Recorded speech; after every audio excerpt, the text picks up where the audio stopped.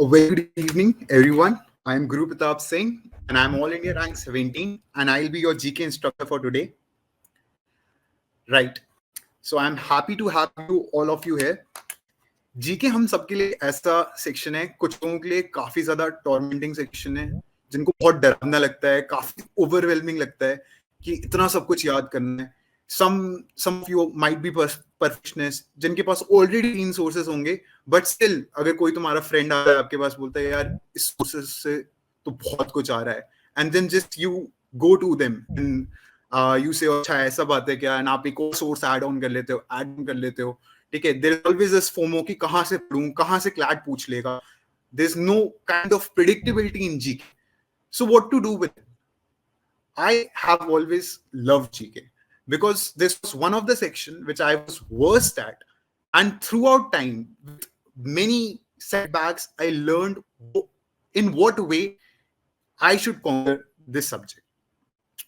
So basically, एक belief हम सबको हटाना पड़ेगा अपने माइंड से कि जो मैंने पढ़ा है एग्जाम में मैं वही कर सकता हूँ. For example, in real life अगर आप स्टेरियोटाइप से किसी के साथ डील करोगे तो वो डिस्क्रिमिनेशन है, बट इन जीके में मैं आपको फ्रीडम देता हूं कि आप जो भी स्टेरियोटाइप है आपके पास, आप जितना पढ़ते हो, आसपास कुछ भी पढ़ते हो, I want you to use all the stereotype while guessing your right answer for GK, because this is the way how you make sense of things around you by using all these stereotypes which you develop by reading more and more of GK. I'll give you an example. For example, 2023 paper में it was asked what was the duration term of President Pratibha Patil. Now, when you read such type of question, एक दिमाग में बात आती है क्या मैं सारे प्रेसिडेंट्स के टर्म याद करूंगा? बट कॉमन सेंस ये कि उस साल प्रेसिडेंशियल इलेक्शन हुए थे. Just knowing the fact that she was last to last president of India, you could have guessed it well that 10 years ago her term started, and you could have got that question right. I'll give you one more example. I made my GK notes for 6 months straight, and I was thinking that I am good to go with GK, and I was covering from 4 sources, and I attempted 2021 CLAT paper and 2022 CLAT paper along with my study group. What was the surprising fact was that I scored more than 22 marks in both the paper. कैसे हुआ ये? उस साल तो उस साल की क्या आई होगी, तो मेरे दोनों में 22 प्लस मार्क्स कैसे आए? ये इसलिए हुआ because when you read things in GK, you don't have to mug them as fact. You need to find a common pattern. एक पैटर्न फाइंड करना पड़ेगा. अच्छा, इस स्कीम का नाम अगर ये रखा गया है तो क्यों रखा गया है, किस लिए रखा है, गवर्नमेंट ने ऐसा नाम क्यों चुना? काफी लोगों ने सोचा होगा ना, करोड़ों की स्कीम है. You need to find pattern की हर चीज के लिए डिफरेंट क्राइटेरिया क्यों सेट हुआ है. वो जब आप पैटर्न फाइंड करने लगोगे तब आपके अंदर अचानक से अलग सी फीलिंग आएगी कि ठीक है, even if I have not read anything about this topic, I just know this is an environment topic, this is a space topic, then also you get your answers right. I want you to learn GK, to look at GK that way, that it is supposed to be general knowledge, not specific facts or figures. Definitely facts and figures are going to help, but GK is more than that.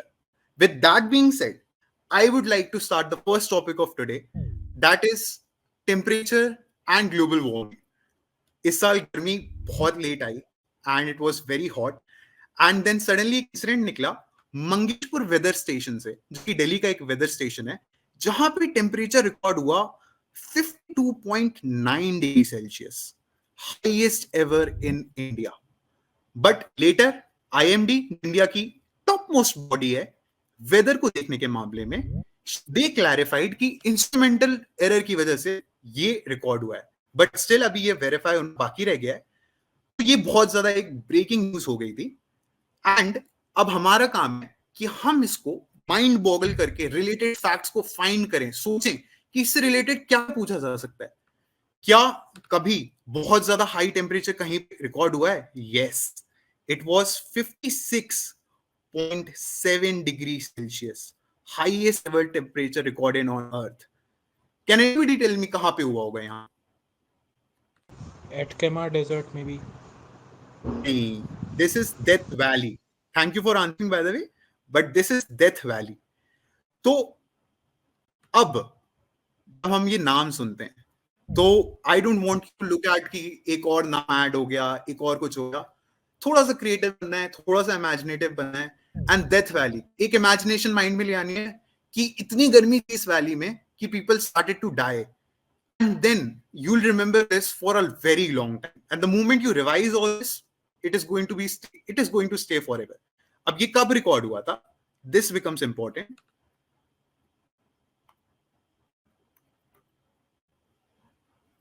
Right.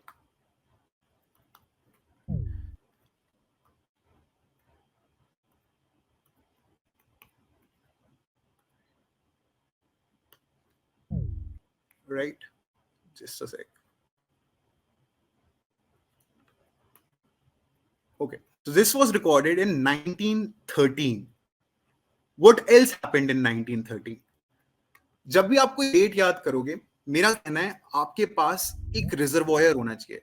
If you learn a new language तो आप आपको अपनी mother tongue में आप उसको convert करते हो, आप उसको अपनी मदर टंग से कोई रिलेशन बनाते हो, तो आपके पास हमेशा एक डेट के ऊपर 2 फीचर, 3 फीचर, 4-5 फीचर होना चाहिए. तो what else happened in 1913? India की पहली फिल्म बनी थी राजा हरिश्चंद्र.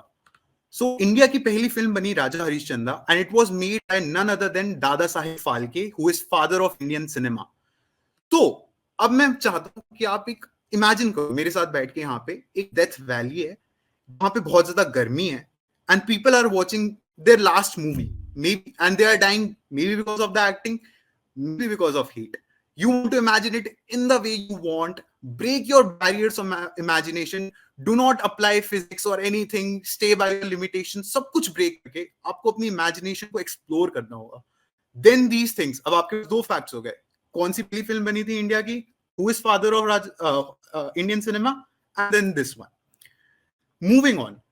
और क्या हो सकता है? इंडिया में कहां सबसे ज्यादा टेम्परेचर रिकॉर्ड हुआ है? किसी को पता है? वेल, आपको स्टेट पता होगा. स्टेट तो मुझे बता ही सकते हो आप.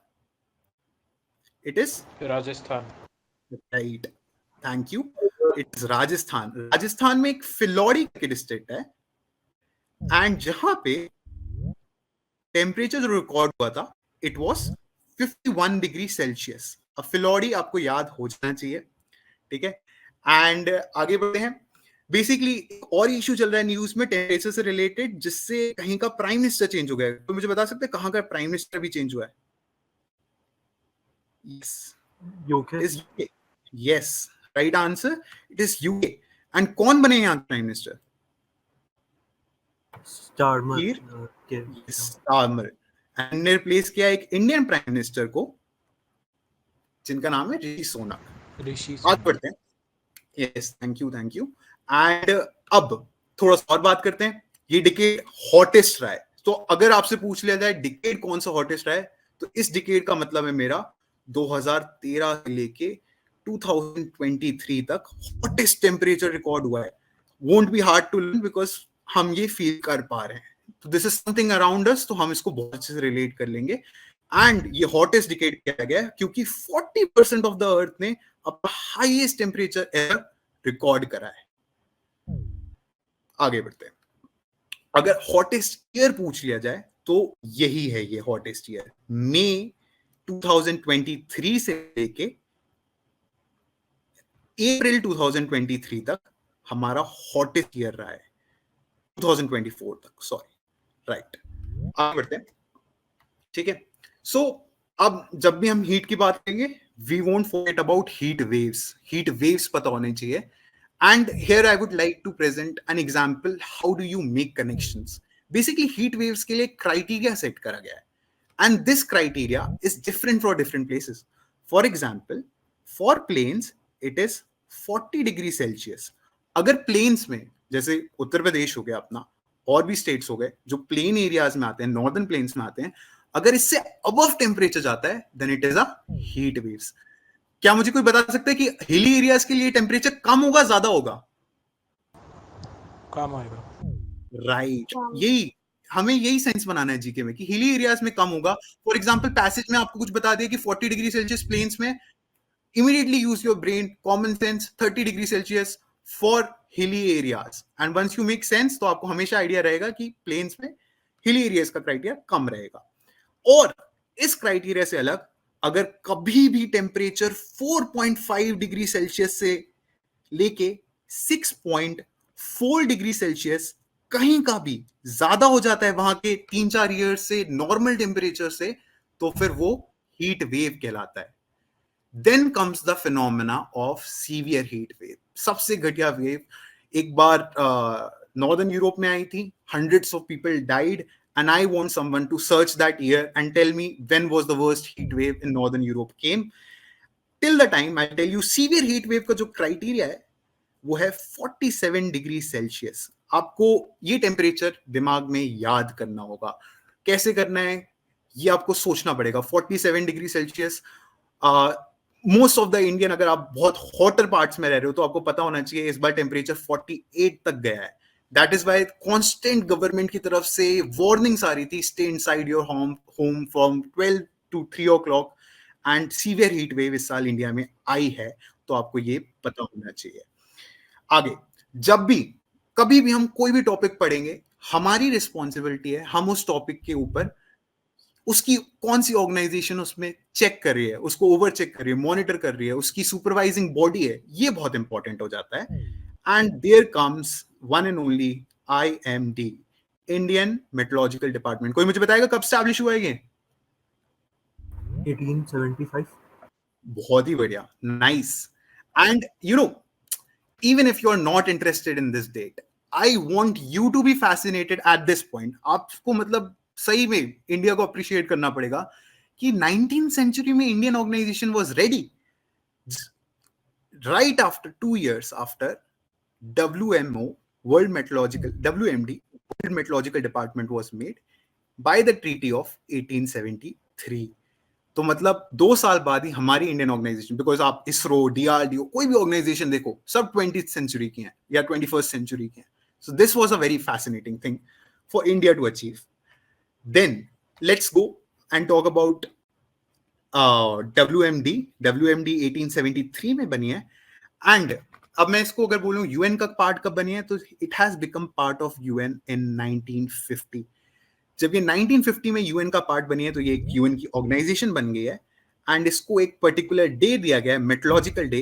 When is world meteorological day establish? Can anybody tell me? 23rd में और 24th में। बहुत अच्छी बात है, 23rd March it is. 23rd March, 2 days, 1 day after world water day. मुझे कोई वर्ल्ड वाटर डे का थीम बताएगा, तब तक मैं आपको इसका थीम बताता हूँ। इसका theme is at the front line of climate action. At the front line of climate action, अगर आपको नहीं याद हो रहा, at the front line of climate action, you know, meteorology is the study of climate, weather, events. So climate is going to be there in the theme. So climate action, at the front line of climate action, right? WMD का headquarter आपको पता होना चाहिए, जहां पे most headquarter है वहीं पे WMD का हेडक्वार्टर है, और ये आपको नाम बहुत अच्छे से पता होना चाहिए, जिनेवा। जिनेवा में इसका हेडक्वार्टर है। एंड कोई बता रहा है मुझे वाटर डे का theme? Water for peace, something like that. Nice, अच्छा, right. And head is Abdullah Al Mandos। ये बंदा हेड है यहाँ का, ठीक है। क्या किसी को यहाँ पे हेड याद करने में दिक्कत होती है? कुछ ऐसा दिक्कत होती है लर्निंग में, या फिर आप लोगों को फैक्ट्स में बहुत इंटरेस्टेड हो, या किसी को प्रॉब्लम होती है कि यार ये भी हेड है, इसका हेड यहाँ पर है, इसका हेड यहाँ पर है? कोई है यहाँ पे? be as frank as you can with me, ठीक है? एकदम अपना स्टडी बडी पार्टनर टाइप समझो और बोलो, कोई दिक्कत नहीं है, ठीक है? किसी को नहीं है, कोई बात नहीं, तब तो आप याद कर ही लोगे। अब्दुल्ला अल मोहदस यहाँ के हैं। Then comes one organization which is at the forefront of any climatic event we talk. It was made in 1992. It was, yes, made in 1992. Which is this organization? Can anybody tell me its full form? UN. United Nations Framework on Yes. Climate Change. United Nations Framework Convention on Climate Change. This was made in 1992. Okay. तो अब हमें कई बार questions पे बहुत specific ध्यान देना पड़ेगा।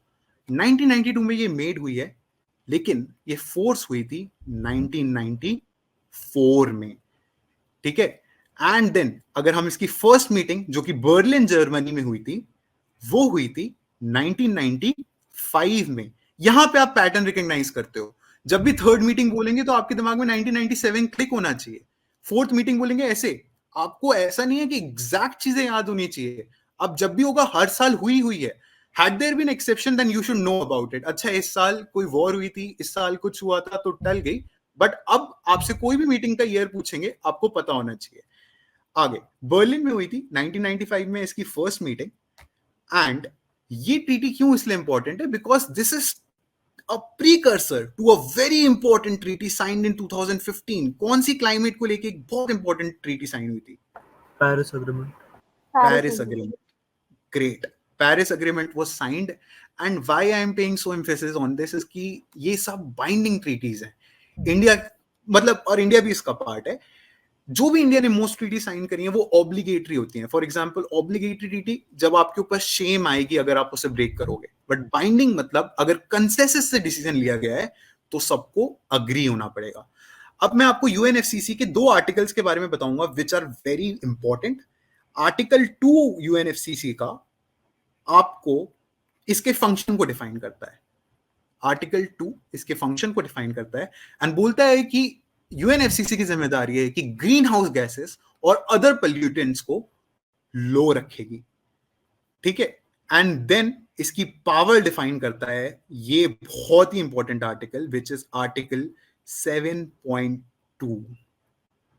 थाला फॉर अ रीजन 7 एंड 2 जो कि उसको डिफाइन करता है, उसके साथ 7.2। एंड ये बोलता है कि ये एक सुप्रीम बॉडी है क्लाइमेट एक्शन के बारे में। अब अगर इसका डिसीजन हो गया तो कंट्री नहीं भी चाहती है तो भी उसको एक्ट करना पड़ेगा। दैट इज वाई आपने लास्ट ईयर एडिटोरियल्स पढ़े होंगे, इस साल भी इसकी मीटिंग, यूएनएफसीसी की मीटिंग बाकू अजरबैजान में होने वाली है। And I am telling you, बहुत मस्त मस्त गॉसिप्स निकलती है। Nobody agrees on anything because उनको पता है अगर एक बार अग्री हो गए तो दिक्कतें बहुत बढ़ने वाली हैं। तो काफी ज्यादा इसमें बहुत ज्यादा नोकझोंक होती है and then they agree on something, right. And that being said, हमने एक अपना टॉपिक बहुत अच्छे से कवर कर लिया है। बाकू अजरबैजान में जो मीटिंग हो रही है इस बार, COP29, कोई मुझे बता सकता है उसका थीम क्या है? It's water, technology and peace, right. Moving on to our second topic of the day, cheetah reintroduction.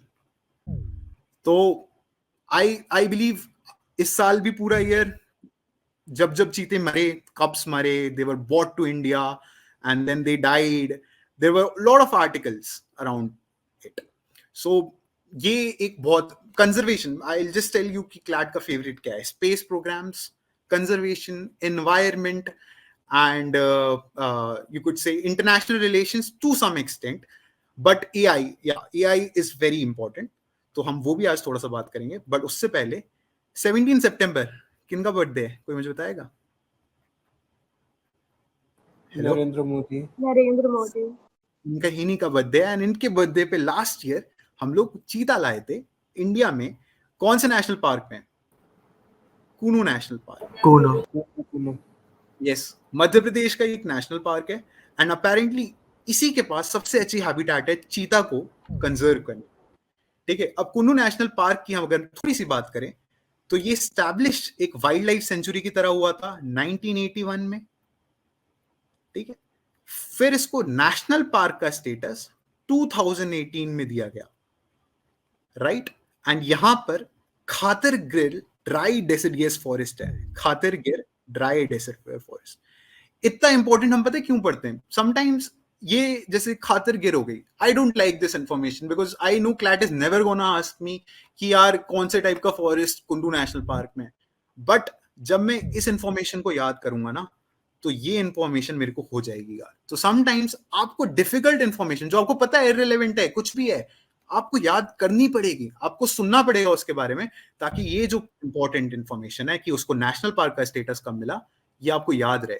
Because the more you know about a topic, the more it is expected of you to learn it for a longer amount of time, right? आगे बढ़ते हैं हम। तो मुझे कोई बता सकता है नामीबिया, नामीबिया से आए थे चीता, राइट? नामीबिया से कितने चीता आए थे? 8 cheetahs. 8 cheetahs were bought from Namibia, right? Absolutely right. And 12 were bought from South Africa. Yes, right. ठीक है. अब question of very common sense, कुछ लोगों को यहां पे दिमाग लगाना पड़ेगा. कौन सी मिनिस्ट्री के अंदर आ सकता है ये? Forest and environment. Forest, environment, climate change. Absolutely good, यही है. ठीक है, अगर आपने मिनिस्ट्री नहीं भी सुनी कभी, you are not going to put in, वो आपको ऑप्शन, पहली बात तो इतनी जनरल नॉलेज होनी चाहिए. अगर किसी ने ऑप्शन में मिनिस्ट्री ऑफ कंजर्वेशन डाल दिया है तो आपका दिमाग वहां घूमेगा, बट इतना जनरल नॉलेज रखना पड़ेगा कि ऐसी कोई मिनिस्ट्री एग्जिस्ट नहीं करती है. गोल है इस कंजर्वेशन प्रोग्राम का कि अगले 5 सालों में 50 चीता आएंगे. एवरी ईयर 10 चीता would come and the target is कि हम इन चीताज में से हर साल 50% मोर्टेलिटी मेंटेन करें. क्या हम मेंटेन कर पा रहे हैं? कोई मुझे बताएगा कि हम क्या 50% मोर्टेलिटी मेंटेन कर पा रहे हैं इनमें? नो, नहीं कर पा रहे हैं, जो कि बहुत बड़ा कंसर्न है. और कोई मुझे बताएगा कि कोई बैक्टीरिया पाया गया था जो कि इनकी कॉलर से इनकी गर्दन में स्प्रेड हो गया था, जिसकी वजह से ये they died. What was the name of that bacteria? Streptococcus. It was Streptococcus, and जिसकी वजह से इनकी डेथ हो गई थी एलिजिडली. वैसे तो बहुत सारे रीजन बताए गए थे, बट ये वाला सबसे इंपॉर्टेंट बताया गया था. Okay, so let's no a little context कि ये चीता वीता कब शुरू हुआ था. इसका डिस्कशन सबसे पहले 2009 में हुआ था. What else happened in 2009? Right to education, right? तो राइट टू एजुकेशन से अब आपको रिलेट करना पड़ेगा कि मैं कैसे जोड़ूं इस चीते के डिस्कशन को. और ये चीता का डिस्कशन शुरू हुआ था WTI के बोलने पे, जो कि है wild life trust of India. 1998 में ये एस्टैब्लिश हुई है बॉडी. इसके बोलने पे चीता के बारे में डिस्कशन शुरू हुआ था. अब अपने दिमाग को इमेजिनेटिव बनाओ. ठीक है, राइट टू एजुकेशन शुरू हुआ, अचानक से पीपल एजुकेट हो गए. ओ, चीता कंजर्व करना है, हमने एक्सटेंड कर दिया 1952 में चीता को. कोई राजा रामानुज सिंह थे, महाराजा Ramanuj Pratap Singh. He was there and he was allegedly responsible for killing a lot of cheetahs, almost 60-70 in number. And उस समय वो extent बता दिए गए. तो अब आपको अचानक से राइट टू एजुकेशन आया, आप एजुकेटेड हो गए, आपने चीता के ऊपर डिस्कशन शुरू कर दिया. Is anybody getting me कि how you need to, मतलब this is a long process. It might take 1 or 2 minutes more, but less number of revision to know it. आपको लास्ट टाइम की मेमोरी हिट करेगी and you like to revise. ओ ठीक है, मैंने connections बना रखे हैं, I want to revise this thing. 2021 में सुप्रीम कोर्ट ने एक 7 ईयर बैन लिफ्ट किया था. और ये बैन इसलिए लिफ्ट हुआ था क्योंकि सुप्रीम कोर्ट कंसर्न था कि चीता इंडियन वेदर में आके जी पाएंगे कि नहीं जी पाएंगे. तो supreme court had already known कि ये प्रोग्राम बहुत ज्यादा सेटबैक फेस करने वाला है. Right, let's talk about, can anybody tell me which is the statutory body created for supervising all the tigers and cheetahs and everything? NTCA. Good, NTCA. And it was formed in 2006. Yes. Yes, 2005 it was formed. 2006 it was it came in action. Yes.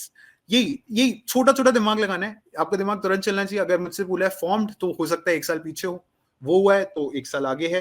And ऐसे है, आपको answer करना है जो पूछा जाए उसके ऊपर. ये एक्शन प्लान, एक मीटिंग हुई थी एनटीसीए की. वो कौन से नंबर की मीटिंग थी जिसमें ये पूरा चीता एक्शन प्लान डिसाइड हुआ था? 19th. It was 19th meeting, right? Got it? Let's move ahead. ठीक है, 2 टाइप की चीता है. Can anybody tell me which are the 2 types of cheetahs? African Asian. बढ़िया भाई, तो लग रहा है कि एकदम ही कंजर्वेशन प्रोग्राम को लर्न करके आया. नाइस यार, good. What is your name if I may ask? Rahul Gulati. Rahul, okay, nice Rahul, great. तो अफ्रीकन चीता है, ये बहुत पाए जाते हैं. तो ये हम इनको वल्नरेबल डालेंगे. मैं लिस्ट को भी समझाऊंगा कि ये क्यों, कौन सी लिस्ट होती है, क्या करती है, इस लिस्ट का क्या पर्पस होता है. बट पहले अभी हमें जाना होगा वल्नरेबल इज ठीक ठाक, मतलब ये एक्सटेंड हो सकता है अगर इनको अच्छे से कंजर्व नहीं करा गया. But then there is one more, Asiatic. जो हम एक्सटेंड कर चुके थे इंडिया में और अब वापस ला रहे हैं। नहीं, हम अफ्रीकन ही चीता ला रहे हैं वैसे तो मोस्टली। तो एशियाटिक चीता जो कि अफगानिस्तान साइड, ईरान साइड, इन साइड पाए जाते हैं, दे आर क्रिटिकली इंडेंजर्ड। मतलब आपको सबसे ज्यादा प्रिकॉशंस लेना पड़ेगा इनको बचाने के लिए, क्योंकि ये गिनती में है, बहुत ही ज्यादा कम है। तो इन दोनों अपेंडिक्स 1 में आते हैं साइट्स के, मैं आपको साइट्स एक्सप्लेन करूंगा। बट उससे पहले लास्ट ईयर क्लैट कब हुआ था? कई लोगों को याद होगा, सदमा तो था। हेलो, 4 दिसंबर, राइट? 3 दिसंबर हुआ था। CLAT was on 3 December, 4 December. When was CLAT last year? Third 3 December, right? Okay, so after 1 day of CLAT कुछ लोग चीता बन के निकले, तो उनके लिए चीता डे आ गया, ठीक है? और कुछ लोगों के लिए साथ तो बहुत ही अनफेयर हुआ, तो वो चीता नहीं बन पाए। बट याद रखना, मैं और मेरे दोस्त ऐसी ही बात करते थे, देखते हैं क्या होता है चीता डे के दिन। तो this is 4 December, cheetah day, right? In the memory of doctor, anybody know? Hello, this is in the memory of Laurie Marker, right? तो if I have to learn this thing, मैं इसको marker से याद करूंगा। चीता पे क्या होते हैं? मार्क स्पॉट होते हैं। तो मैं याद रखूंगा कि ये जो भी बंदा था, इसको मार्कर बहुत पसंद था, क्योंकि तभी इसने चीता अपना फेवरेट एनिमल चुना कंजर्वेशन के लिए। Got it? हमें ऐसे बनाना है। साथ ही में जब हम ये कर ही रहे हैं, तो हम लॉयन डे के बारे में बात करेंगे। When is lion day celebrate? Lion day 10th of अगस्त। आप सोच रहे होगे कि इतना डीप में एक ही टॉपिक को इतना देर समझाने का क्या मतलब है? बिकॉज आप जब इतनी सारी डेट सुनोगे, इतना सारी इन्फो सुनोगे, तो आप इसमें से मोस्ट इंपॉर्टेंट चीज तो पक्का याद रखोगे। बट फिर भी ये भी इंपॉर्टेंट है, lion day. Lion day is 10th of August. Yes, it is lion day.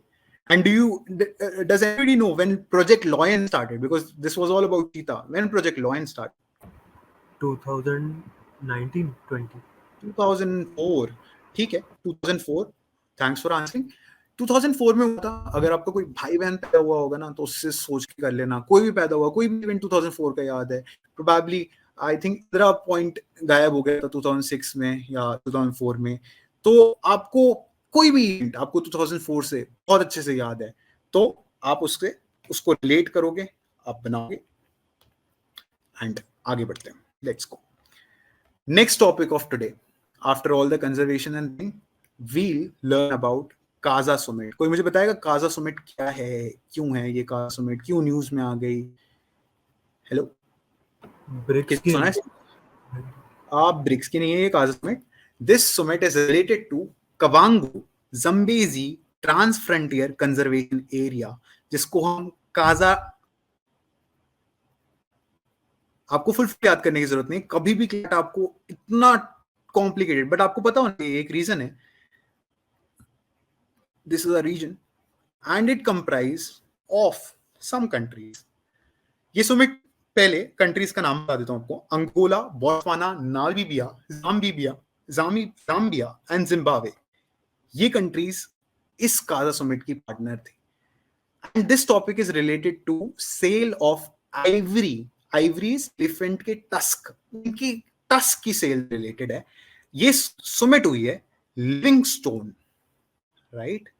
Livingstone,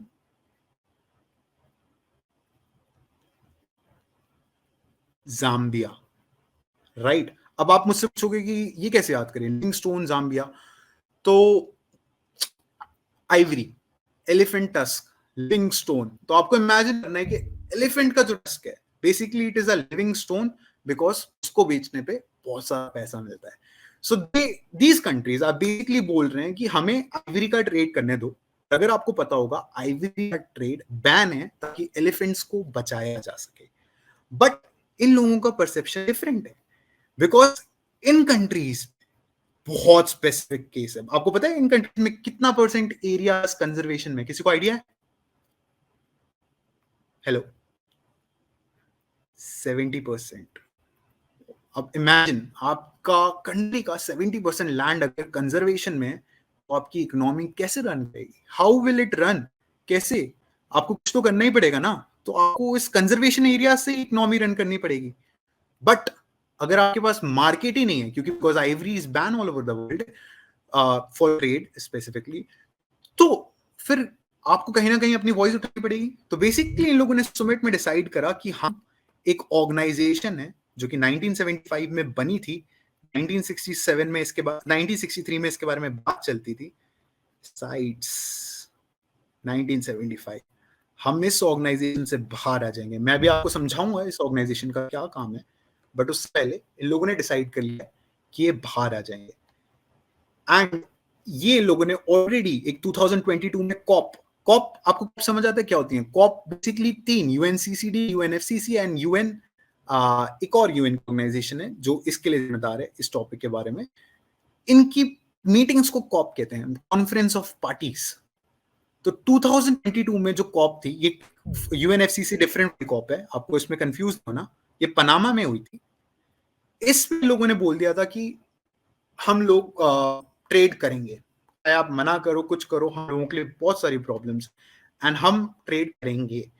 तो इंपॉर्टेंट ये topic, importance of this topic is that ये ट्रेड कई सालों से बैन है, बट अब इसको लिफ्ट करने की बात आ गई है क्योंकि इन कंट्रीज के पास हाईएस्ट एलिफेंट पॉपुलेशन है।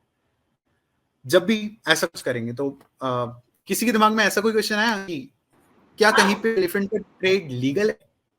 कोई मुझे बता सकता है कोई कंट्री जहां पे लीगल ट्रेड चलता हो एलिफेंट?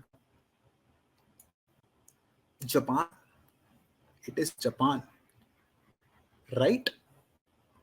Legal elephant trade. तो अब Japan is a random thing, अचानक से एलिफेंट्स को रिलेट करना मुश्किल हो जाएगा।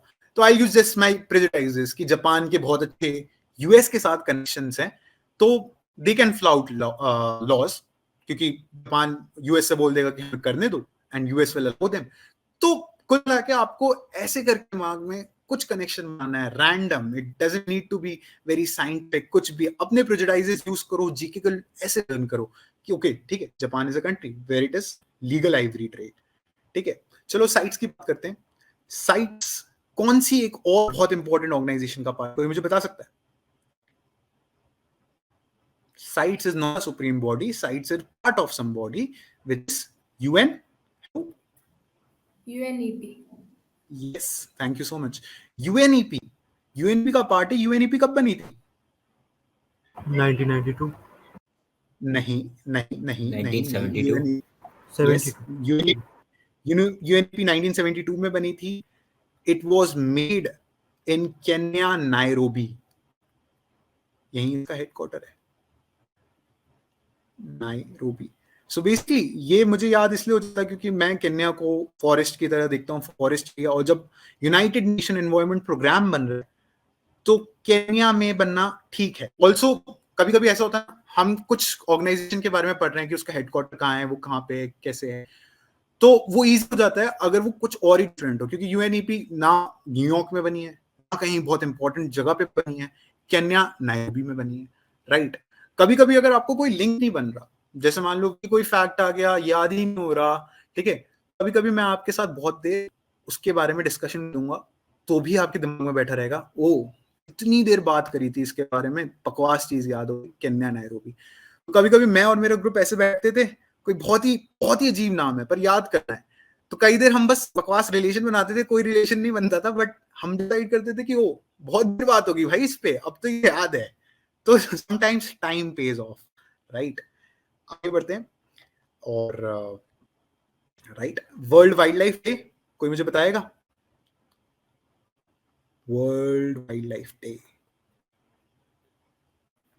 3 मई।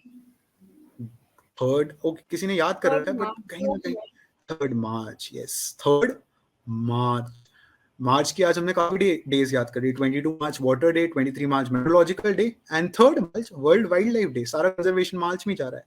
इसका थीम था connecting people and planet, exploring digital innovation in wildlife conservation, right? काफी और थीम है, बट एक तरीके से टेक्नोलॉजी को कंजर्वेशन में ऐड करने की कोशिश की जा रही है। और right, this was all about it. अब आपको अपेंडिक्स समझाना चाहूंगा। बेसिकली साइंस का ये हिस्सा है अपेंडिक्सेस। किसको आइडिया है अपेंडिक्सेस क्या होती हैं, क्यों होती हैं और इनकी क्या रिलेवेंस है मॉडर्न डे में? हेलो हेलो हेलो हेलो, चलो ठीक है।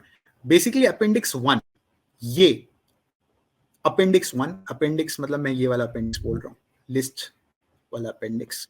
सो जो अपेंडिक्स 1 है, ये आप बहुत बार देखते होगे, कई बार आप लोगों से मॉक में पूछ लिया जाता होगा कि कौन से अपेंडिक्स में ये वाला एनिमल आता है, तो यहाँ पे आपको जनरल नॉलेज यूज करनी पड़ेगी।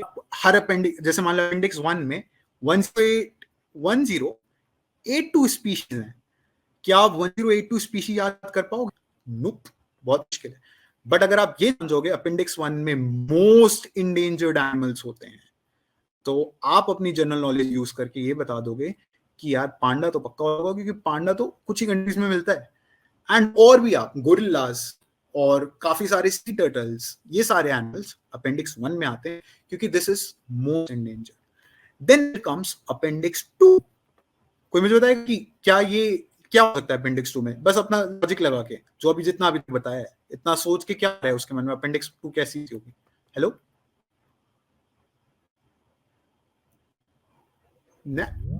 ट्राई कर सकते हो, अगर गलत बोलोगे तो और अच्छे से याद आएगा। बेसिकली ये Less endangered than Appendix 1. एक और बार pardon. Less endangered than Appendix 1. Less endangered but still endangered, very nice, यही तो बात है, less endangered but still endangered. Corals बहुत तेज फ्लरिश करती हैं, बट अगर उन पे पोल्यूशन आप अनहिंटर्ड करते रहोगे तो वो खत्म हो जाएंगी। और लायंस कई कंट्रीज में बहुत ज्यादा है, इंडिया में कम है बट कई कंट्रीज में काफी ज्यादा है।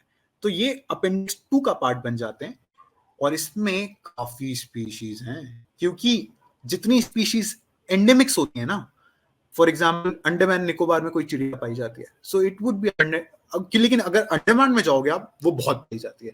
आप वर्ल्ड के किसी और कोने में जाओगे वो बिल्कुल नहीं पाई जाती है। तो यहाँ पे आ जाती है बहुत सारी स्पीशीज। फिर आती है एक लिस्ट 3। ये लिस्ट यूनिक है क्योंकि कंट्री को लगता है कि मेरे पास कोई स्पीशी है जिसको मुझे बचाना पड़ेगा और ये मेरी जिम्मेदारी है, तो वो इस लिस्ट में डाल देती हैं। तो ये एक वॉलंटरली डालने वाली लिस्ट है। अपेंडिक्स 1 एंड 2 साइट्स डिसाइड करता है कंसेंसस से, पर अपेंडिक्स 3 कंट्रीज डिसाइड करती हैं कि हमें अपनी ये चीजें बतानी है। जैसे वॉलरस हो गया, तो यहाँ पे बहुत कम स्पीशीज, क्योंकि काफी सारी कंट्री वॉलंटरली कोई बचाने वाला इनिशिएटिव नहीं लेती। सबको सारी लिस्ट समझ आ गई hopefully, right? Okay, next topic, if I don't talk about oil in the modern world तो दिक्कत ही हो जाएगी। तो बेसिकली ऑयल से रिलेटेड सबसे सुप्रीम बॉडी कोई मुझे बताएगा? OPEC.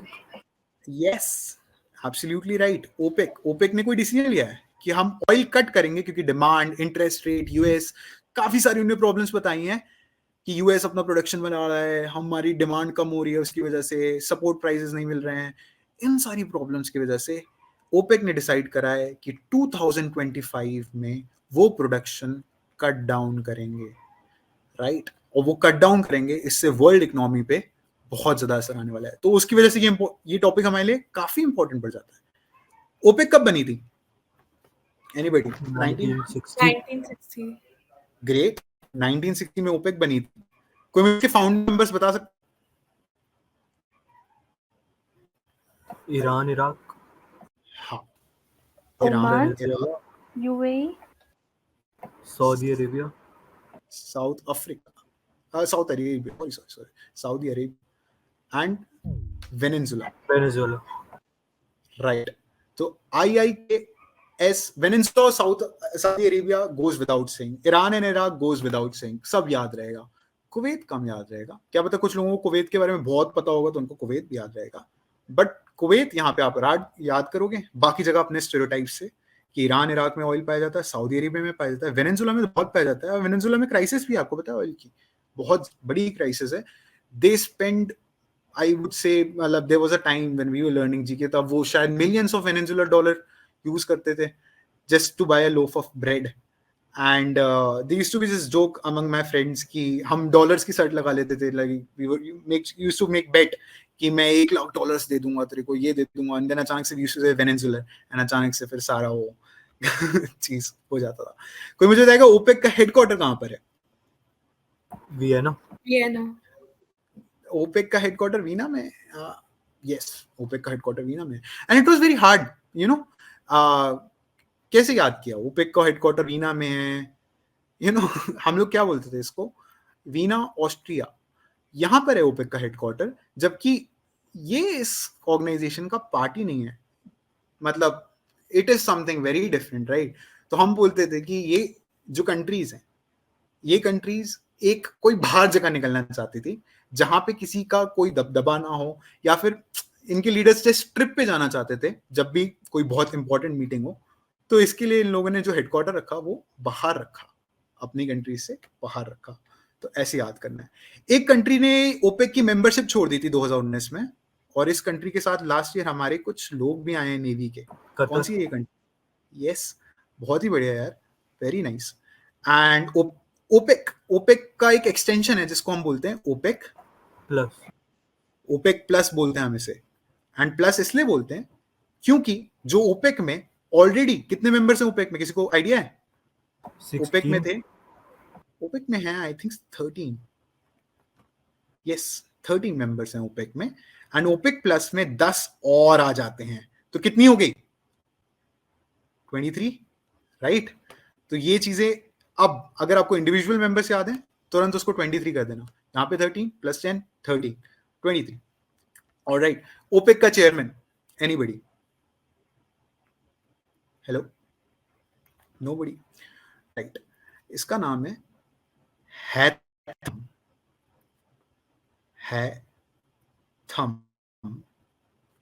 Hatham. This is M. Sorry, I'm getting adjusted to this thing, but eventually I'll improve upon. Hatham al-Ghais.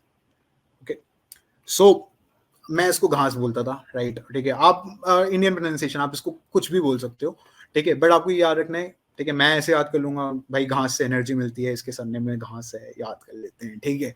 तो मैं चाहता हूं जब भी आपको कोई नाम बता रहा हूँ, कोई डिटेल बता रहा हूँ, ठीक है, एक पैसिव पर्सन की तरह, अगर आप भाई कुछ पीते हुए कुछ खाते हुए मेरे लेक्चर देख रहे हो, तो इस मोमेंट पे I want you to stop all that, ठीक है? कॉफी पी के आ जाओ, कुछ भी करके आ जाओ, बट इमेजिनेशन यूज करो, because if you aren't going to provide your 100% right now ना, तो दिक्कत होगी इसमें काफी ज्यादा। कई लोग तो ऑलरेडी जोन आउट हो चुके होंगे, वो दिक्कत है, ठीक है? बट जो यहाँ पर एक्स्ट्रा एफर्ट दे के मतलब अपनी इमेजिनेशन यूज करेगा, वही पॉइंट है यहाँ का, राइट? आगे बढ़ते हैं, ओपेक के थोड़े से और बात करेंगे हम। ओपेक बहुत इंपॉर्टेंट चीज हो जाती है कि नीडलेस टू से, क्योंकि वर्ल्ड का 40% क्रूड ऑयल है इसके पास, ठीक है? क्रूड ऑयल से आपके सारे प्रोडक्ट बनेंगे, पेट्रोलियम, डीजल, सब कुछ, एवरीथिंग, ठीक है? 60% वर्ल्ड का पेट्रोलियम ट्रेड करती है, पेट्रोलियम ट्रेड, याद रखना, पेट्रोलियम ट्रेड, ठीक है? एंड लास्ट बट यही सबसे ज्यादा है इसके पास, 80% वर्ल्ड का ऑयल रिजर्व है इसके पास, ठीक है? तो this organization becomes of absolute very importance, की बहुत ज्यादा इंपॉर्टेंट हो जाती है, राइट? ठीक है, कोई मुझे बताया कि लास्ट ईयर हम लोगों ने क्लैट 2024 में भी आया था, कोई स्पेस प्रोग्राम लॉन्च किया था, बहुत ज्यादा न्यूज में था। क्या था उस स्पेस प्रोग्राम का नाम? चंद्रयान 3, राइट? सो बेसिकली अभी चाइना ने भी एक अपना कुछ लॉन्च किया है। कोई मुझे इसका नाम बता सकता है? Changi 6. यार ये तो वेरी स्मार्ट, नाइस। चांगी 6, ठीक है? चांगी 6 कहाँ पे जाएगा ये? Far South side. Pole of the Moon. Far side. हाँ, The dark side of the moon. Yes, south pole Aitken basin पे जाएगा ये, साउथ फार साइड ऑफ उस पे जाएगा। एंड ये मुझे किसी ने शायद मीटिंग के स्टार्ट में आंसर दे दिया था, हॉटेस्ट प्लेस के नाम पे। सही है, किसी ने याद कर रखा था। एंड ऐसी चीजें कई बार मिसप्लेस हो जाती हैं, उसको सही करना पड़ेगा, ठीक है? सो बेसिकली चांगी चाइना की मूड गॉडेस का नाम है, उसके बाद ये नाम रखा गया है। इसको किसी रॉकेट से भेजा गया है। एंड जैसे हमारा GSLV है, वैसे ही चाइना का एक सीरीज ऑफ रॉकेट है जो बहुत ज्यादा न्यूज में रहता है, जो आपको गैसिंग के लिए बहुत काम आएगा। क्या नाम है उसका? Long March 5। ठीक है। तो ये चीजें अपनी कंट्री से चीजों को रिलेट करना है। हमारे पास PSLV था, we upgraded to GSLV 3M4, तो हमने वो छोड़ा, क्या कहते हैं, चंद्रयान 3। यहाँ पे इन लोगों ने लॉन्ग मार्च 5 और इसका आगे भी नाम है Y5, ये इनका एक सीरीज है जो ये मून स्पेसिफिक मिशन के लिए तो काफी यूज करते हैं, राइट। एंड जैसे हमारा एक स्टेशन है, क्या नाम है हमारे स्टेशन का जहां से हम ज्यादातर छोड़ते हैं, जरूरी नहीं हर बार छोड़ते हैं, बट एक स्टेशन है हमारा श्रीहरिकोटा। Yes, very nice. वैसे ही इनके पास भी एक स्टेशन है, उसका नाम क्या है? वेनचैंग। बहुत ही अच्छे। Yes, Wenchang space launch centre.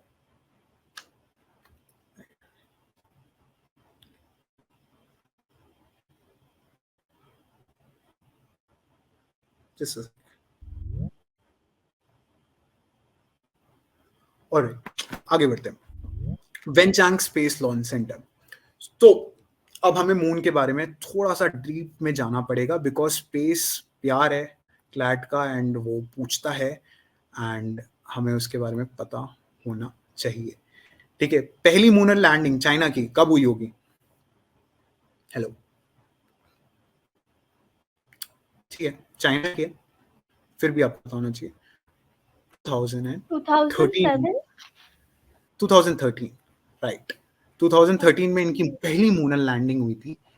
And ये जो चीज है जो अभी जा रही है, ये डिफरेंट हमारे मिशन से इसलिए ना, क्योंकि ये 2 kg ऑफ एक सैंपल लाने वाली है वहां से, और ये रिटर्न करेगी अर्थ पे। हमारा वाले ने ऑफ हो गया था, ठीक है, बहुत बड़ा अचीवमेंट था इंडिया के लिए, एंड हम लोगों ने एज अ ग्रुप तो उसका पूरा वो भी देखा था, एवरीथिंग टेलीकास्ट। बट ये वापस आने वाला है चैंगे 6, तो ये बड़ी बात है। एंड ये वहां के एक रीजन में जाने वाला है, उस रीजन का नाम साउथ एशियन बेसिन तो है ही, पर ये जो सैंपल जहां से उठाने वाला है उसका नाम है पोलरम, ओशियानस पोलरम। ओशियानस पोलरम, इसका मतलब होता है ओशियन ऑफ स्टॉर्म्स। तो ये एक बहुत इंपॉर्टेंट जगह से लाने वाला है, और ये पूरा मिशन जो चैंगे 6 का है, ये 23 डेज का है, ठीक है, राइट। आगे बढ़ते हैं। किसी को पानी पीना है, पी ले, राइट। थोड़ा सा ब्रेक, थोड़ा सा चीजों को समझेंगे। एक ट्रीटी समझेंगे जो बहुत इंपॉर्टेंट है। समझ सकता है कोई मून से रिलेटेड ट्रीटी इंडिया ने लास्ट ईयर ज्वाइन करी है? Artemis accord. बहुत ही बढ़िया यार, बहुत ही अच्छी बात है ये तो, मतलब तुम लोग ऐसे बात कर रहे हो। आर्टेमिस अकॉर्ड है, इंडिया ने ज्वाइन करी है, एंड आर्टेमिस अकॉर्ड के बारे में भी हमें अब बात करना ही पड़ेगा। तो अब कब तक आर्टेमिस अकॉर्ड? पहले तो 2024 बोल रहे थे, अब इन लोगों ने बढ़ा दिया है। कब जाएंगे ह्यूमंस आर्टेमिस अकॉर्ड के मून पे? 2025, ठीक है, 2025, ओके। एंड अब नासा और इसरो अपना ISS पे भेज रहे हैं इंडियन एस्ट्रोनॉट्स को। वो कब भेज रहे हैं? आज ही, इसी साल 2024, राइट, ओके। ये पता होना चाहिए, ISS में इंडियन एस्ट्रोनॉट्स जाएंगे नासा और इसरो के थ्रू। देन एक ट्रीटी थी, आपको पता है UAPA कब आया था? UAPA तो याद होना चाहिए, UAPA तो आपके मॉक्स में आता ही रहता है। 2019। 2019 UAPA, हाँ वो अमेंड हुआ था ऑफ कोर्स, बट आया हो 1967। गुड। अब एक ट्रीटी साइन हुई थी इसी साल स्पेस से रिलेटेड, बहुत इंपॉर्टेंट। क्या नाम है उसका? Outer space treaty. Yes, great. क्या नाम है आपका जिसने जवाब दिया? राहुल। राहुल, बढ़िया राहुल। आउटर स्पेस ट्रीटी, तो मैं कैसे इमेजिन करता, I would have like looked at it कि UAPA आया था उस साल, तो बेसिकली टेररिज्म बहुत ज्यादा बढ़ गया था, मतलब इतना ज्यादा बढ़ गया था कि वो लोग स्पेस में जाने लगे। तो उस चीज को मैनेज करने के लिए आउटर स्पेस ट्रीटी बना दी गई, और आउटर स्पेस ट्रीटी बना दी गई, एंड उससे हमने टेररिज्म को चेक किया। तो बेसिकली देख रहे हो, मतलब कोई लिमिटेशन नहीं। एक पॉइंट के बाद when I will stop making these relations in these sessions, you would want me to stop making this relation, because you would want your imagination to work, कि आप सोच के खुद से बनाओगे, एंड एकदम सेकंडों में बनता है, बस दिमाग में सोच लिया, कर लिया, छोड़ दिया। अगली बार अगर याद नहीं आएगा तो खुद ही जब ये कनेक्शन दोबारा याद आएगा ना तो यू लाफ एट योरसेल्फ, अरे यार ये तो याद रहना चाहिए था, ये कैसे मिस कर दिया, ये तो बहुत सही, मतलब बहुत ही नॉर्मल था।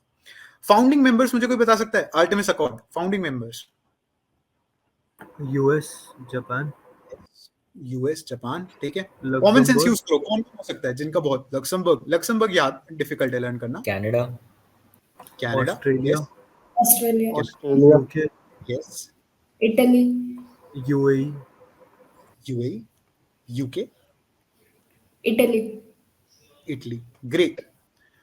तो यहाँ पे एक्सेस भी मिल रहा है, अलाइड भी मिल रहा है, और दो अलग चीजें मिल रही है। एक्सेस तो हमारा ये हो गया यूएस, मतलब मैं वर्ल्ड वॉर की बात कर रहा हूँ, मैं ऐसे देख रहा हूँ उसको। जापान, इटली हमारा एक्सेस हो गया, अलाइड यूएसए हो गया और यूके हो गया, और दो अलग कंट्रीज हो गई, यूएई और लक्समबर्ग और कनाडा, तीन अलग कंट्रीज हो गए। तो ऐसे थोड़ा सा चीजों को रिलेट करना है थोड़ा सा ना, फाउंडिंग मेंबर्स याद रहेंगे, दो एक्सेस की, दो अलाइड की और तीन डिफरेंट, राइट? कितने G7 सिग्नेटरीज? members. क्या, पार्डन? हाँ, G7. गुड गुड गुड, बहुत अच्छा है, ये भी अच्छा है, राइट? यही ऐसे ही रिस्पॉन्ड करना है, ऐसी लिंक्स बनाने हैं। अगर आपके दिमाग में कोई फनी सा जोक आता है ना किसी भी टॉपिक से रिलेटेड कुछ भी, तो ऐसे ही अपने स्टडी ग्रुप जैसे, मतलब सबको समझ के, या कुछ आपको फैक्ट पता है जो मैं हो सकता है गलत मेंशन कर रहा हूँ, या फिर हो सकता है नहीं मेंशन कर पा रहा हूँ क्योंकि आपको पता है, अगर आप शेयर करोगे, मुझे नहीं पता बाकी लोगों को अच्छा ही होगा, because it's nice to share all everything which you have in mind, क्योंकि ये आपको याद रहेगा ज्यादातर एंड बाकियों को भी रहेगा, ठीक है? कंपटीशन ऐसे बढ़ता नहीं है क्वेश्चन से, ठीक है? तो आपको थोड़ा सा यहाँ पे कुछ ना कुछ बताते रहना है, अगर आपको पता है, बहुत important, please you are welcome to speak. कितने सिग्नेटरीज हैं आर्टेमिस अकॉर्ड में? 43, आर्मेनिया के बाद 43 I think. Okay great, I knew 42 but Armenia के बाद 43, so we update our GK as of now 43 members हैं आर्टेमिस अकॉर्ड में। एंड अब थोड़ा सा बात करेंगे आर्टेमिस का, क्या अभी तक एक भी लॉन्च हुआ है? Artemis 1 and 2, yes, Artemis 1 launch हो गया। Unmanned moon mission was launched. हाँ, यस, क्या एक और बार रिपीट करना? The unmanned moon mission was launched. Unmanned moon mission was launch, right, एकदम सही है, ठीक है। ये नवंबर 16 को हुआ था 2022 में, ओके। एंड अब हम इस बार आर्टेमिस 2 लॉन्च करेंगे, जो कि 2025 के लिए अब रीशेड्यूल हो गया, 2024 से 2025 हो गया, जिसकी बात चल रही है। नहीं, 2024 में ही लॉन्च होगा। अच्छा, ये लॉन्च 2024 में है, ये अच्छे से याद रखना, 2024 में लॉन्च होगा, पर ये टारगेट ईयर इसका नहीं, आर्टेमिस 2 में ह्यूमंस नहीं जाएंगे, आर्टेमिस 2 में ट्रायल होगा, ठीक है? आर्टेमिस 2 में ट्रायल होगा, एक प्रॉपर ट्रायल होगा जिसमें ह्यूमंस नहीं जाएंगे। आर्टेमिस 3 में ह्यूमन जाएंगे, फाइनली ह्यूमन जाएंगे। एंड आर्टेमिस 3 का है जो अपने पास समय डेडलाइन, वो है 2025 तक की, राइट? अब थोड़ी सी इंफॉर्मेशन है, ये ज्यादा होने वाली है बिकॉज ये काफी ज्यादा डिटेल्स है, तो हम इसको थोड़ा सा यहाँ पे टाइम स्पेंड करेंगे कि आर्टेमिस 3 में, क्योंकि ह्यूमंस जाने वाले मून में, एंड आपको पता है कि नासा के एक बार जाने के बाद जो अपोलो 11 था, उसके बाद कभी नहीं गए ह्यूमंस, तो इंपॉर्टेंट हो जाता है। किसी को पता है जो ये मिशन है आर्टेमिस 3, इसमें कमांडर कौन है? हेलो, कमांडर का नाम है ना सब? यस, ठीक है। तो ये वाइस थे, इसलिए इनको कमांडर बना दिया गया, एंड इसीलिए इनको कमांडर बना दिया। He was commander because he was wise, इनको कमांडर बना दिया गया, ठीक है। देन इसका पायलट कौन है? वो विक्टर ग्लोवर। बहुत ही अच्छा यार, मतलब आई थिंक कर रहे हो बहुत अच्छे से चीजें। Victor Glover, right? And right, then there are two mission specialists, which is Christina Hammonk Koch. She would be the first female to land on moon. And then there is Jeremy Hansen, who's basically from Canada. But Victor Glover की ये खासियत है कि he is the first person of color. First person of, right, एक second, क्या हो रहा है?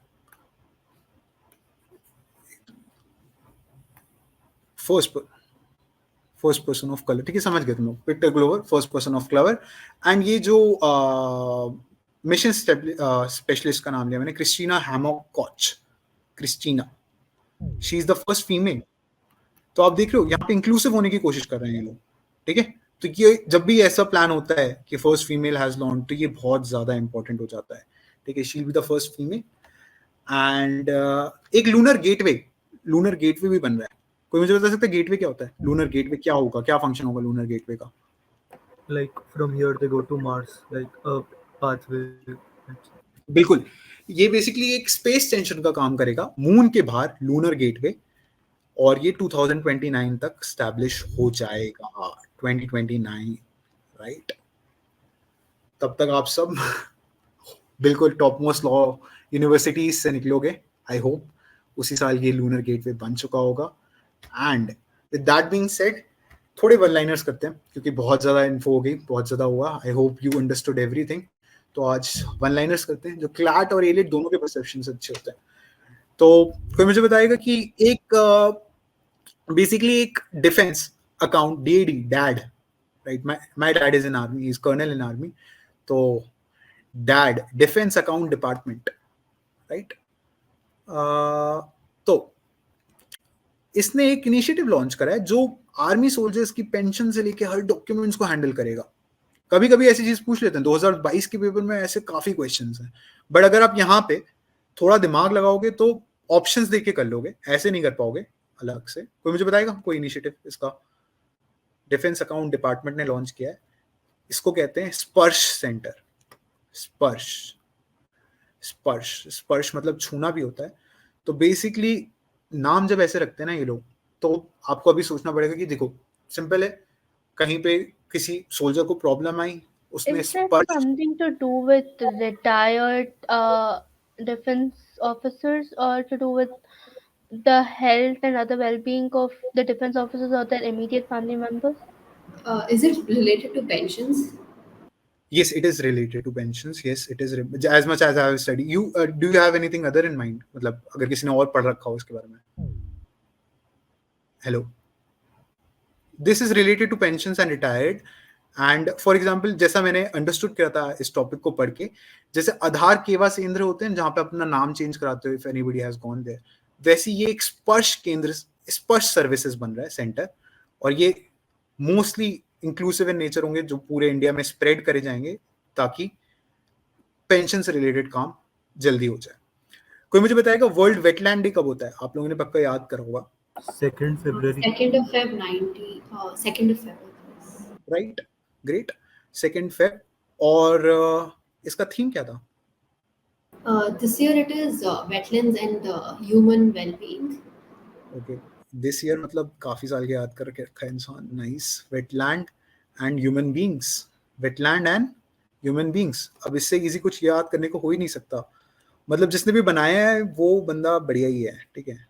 उसने बढ़िया ही, बहुत ही ग्रेट है। Wetland and human beings. Asia का first spot bitcoin. Spot bitcoin क्या होते हैं? बेसिकली अगर मैंने एक बिटकॉइन खरीदा, जो कि नहीं हो पाएगा अभी मेरे से बिल्कुल भी, बट अगर मैंने एक बिटकॉइन खरीदा और किसी ने दूसरी जगह उसको बेच दिया, तो that is a spot bitcoin. Basically हम लीगल करेंसी नहीं है बिटकॉइन, बट हम उसको ट्रेड की तरह बहुत एकदम spot on the movement trade की तरह यूज कर रहे हैं। तो एक एशिया का पहला स्पॉट बिटकॉइन शुरू हो गया। कौन सी जगह पे शुरू हुआ बताएगा कोई? हांगकांग। बहुत ही बढ़िया, हांगकांग। नाइस, ठीक है। अब मुझे बताए कोई वर्ल्ड की पहली वुडन सैटेलाइट? जापान।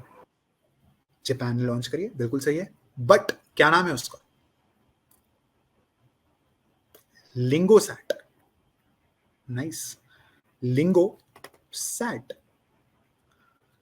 राइट। अब मैं इसको ऐसे याद करूंगा कि यार ये लिंगो शुरू हो रही है, ठीक है, तो लाइट होगी ये सैटेलाइट, क्योंकि वुड की बनी है, मेटल की नहीं बनी है। तो मैं ऐसे तो याद रखूंगा कि LI से शुरू हो रहा है, क्योंकि मैंने इसको लाइट से रिलेट किया था, और इसका नाम है लिंगोसैट। ये जापान ने बनाई, ये अच्छी बात बताई, ठीक है। देन एक सॉफ्टवेयर बनाया अभी, स्पेस से रिलेटेड ये सॉफ्टवेयर है, ओके। तो इस सॉफ्टवेयर का काम है कि ये जो स्पेस बॉडीज होती हैं, जो भी हमारे पास व्हीकल्स होते हैं, स्पेस व्हीकल्स, उसके अंदर क्या मॉलिक्यूलर वेलोसिटी में क्या चलेगा, उसके अंदर एरोडायनेमिक्स कैसे होंगे, तो ये सब कैलकुलेट करके उसके स्ट्रक्चर को बनाता है। तो ये कौन सा है, ये सॉफ्टवेयर क्या है, ये बनाया गया है इसरो के द्वारा, और इसरो 1963 में बनी थी। बट ये इंपॉर्टेंट नहीं है, अभी मुझे ये बताओ ये कौन सा सॉफ्टवेयर है? प्रवाह। ठीक है, अब देख यही है, यहीं पे कॉमन सेंस यूज होती है। प्रवाह का हिंदी में मतलब है फ्लो, और ये कैलकुलेट फ्लो करके स्ट्रक्चर बनाता है। तो यहां पे फिर से कॉमन सेंस, मतलब कुल मिला के देख, at the end of this day कोई no coaching can state, no source can state कि जो मैं पढ़ा रहा हूं वहीं से आएगा, यहां से इतने मार्क्स का आ जाएगा। कुछ लोग कहते हैं, बट दैट इज नहीं पॉसिबल। तुम अगर कोई सोर्स में से आएगा भी तो याद रखोगे, नहीं रखोगे, uncertain. But what is more important is that कि we learn to use our common sense in questions.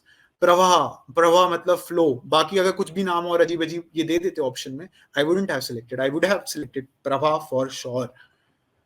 अब मुझे एक बताइए, इसरो से रिलेटेड ही है, इंडो फ्रेंच एक मिशन है जो असेस करने वाला है surface temperature, thermal temperature, extero मतलब इवेपोरेशन से रिलेटेड चीजें, सब कुछ। ये इंडो फ्रेंच मिशन है, क्या नाम है इस मिशन का? तृषा। बढ़िया, बहुत अच्छी बात है, तृष्णा।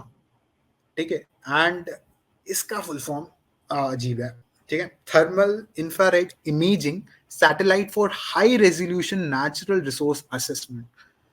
तो जब मुझे ऐसी चीजें नहीं याद होती थी, तो और क्योंकि अगर मान लो बाय द वे क्लैड ने ये फुल फॉर्म पूछ लिया, क्योंकि ये पूछ भी सकता है, ये इंपॉर्टेंट हो जाता है, तो वो आपस में चीजें इंटरचेंज कर देगा या कोई नया वर्ड डाल देगा। मॉक तो पक्का करने वाली है शेयर करते हैं, वो नए वर्ड डाल देंगे बीच में। तो जब भी बहुत बड़ा तृष्णा का आप फुल फॉर्म देखेंगे, एंड इसको कम से कम 6 बार रिपीट करेंगे जब तक आप एक भी चीज गलत नहीं करते, क्योंकि कुछ चीजें ऐसी याद होती हैं। बट ठीक है, जब आपके दोस्तों को तृष्णा का फुल फॉर्म याद नहीं रहेगा और आपको रहेगा, तो आपको काफी अच्छा लगेगा, ये मैं बता सकता हूँ। ठीक है, एंड एक चीज है, one fact is there, GK becomes interesting and competitive when you know more than most of the crowd. आज के सेशन में जो लोग जवाब दे रहे हैं, जिनको इन टॉपिक के बारे में ऑलरेडी पता था, they would have loved it, they would have मतलब felt nice कि जितना भी वो वर्क कर रहे थे throughout the week and they were up to date of this is first week of June and they were up to date to this GK, so they would be feeling very great. Milk Day, when is Milk Day celebrated? Hello. 1st June. Right, ये CLAT में आ चुका है 1 जून, एक बार आ चुका है ये CLAT में। Milk day, because India is the largest producer of milk, 23% of world's milk is produced in India itself. We are also number 1 consumer as well. But anybody tell me who is father of milk revolution in India?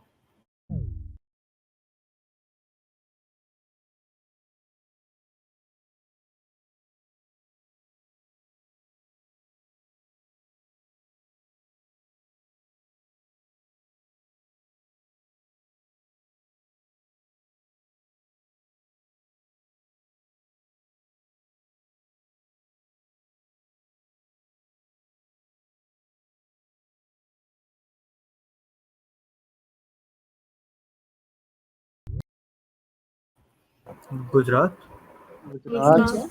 नहीं, Karnataka. it is Rajasthan.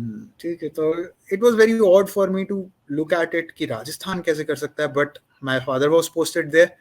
वहाँ पे camels का दूध बहुत पीते हैं, तो camels भी वहाँ पे रिस्पॉन्सिबल है। They don't have only one source, they have another huge source, and camel milk is like Amul flavored milk, very good, very nice, you should taste it, very pure. Also fun fact, camel milk को अगर आप 1 घंटा बिना pasteurisation के बाहर रख दोगे तो वो खराब हो जाता है, because it is sweet and वो खराब होने की टेंडेंसी होती है। तो राजस्थान है, मैंने इतना आपको इसलिए बताया कि आपको राजस्थान याद रहे, highest producer.